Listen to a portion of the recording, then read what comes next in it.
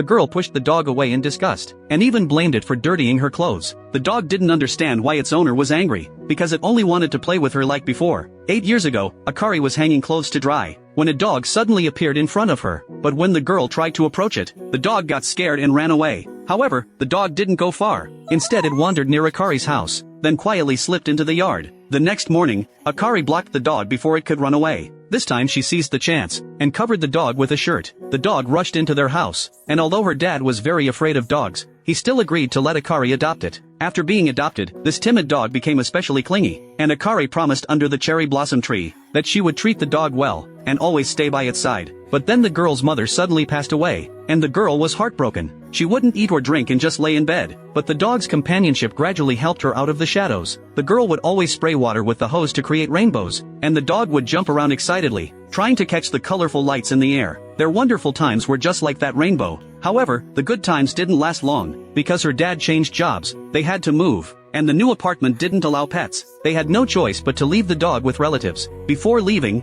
Akari wrote her phone number on the dog's collar. The dog thought it was being abandoned, and Akari was heartbroken, since they had never been apart before. During the days with the relatives, the dog missed the girl terribly, so it desperately broke free from the rope, and followed the familiar scent in its memory to find the way home. But when it finally found the house, it was empty. It had no choice but to wander around the streets. Fortunately, the police saw the phone number on the collar, and called Akari to come claim it. It finally found its beloved owner again. To keep the dog, her dad quit his job and moved back to their old home. Soon 8 years passed, and both the dog and the girl had grown up. But when looking at the rainbow, the dog could no longer jump like it used to. It was out of breath after just a few steps, and the youthful girl no longer paid attention to the dog like before. Akari became colder toward the dog, and when it tried to get close to her like before, she pushed it away in disgust, but the dog still quietly stayed by her side. At night Akari even drove it out of the house, and it could only lie pitifully in its kennel. Until one day, the girl noticed that when the dog climbed the steps, it no longer had the strength it once had. Only then did she realize the dog had grown old. She apologized to the dog and promised not to ignore it again. But during the dog's illness, Mingli used the excuse that she was busy with work and couldn't come back. Only her dad gently comforted the dog,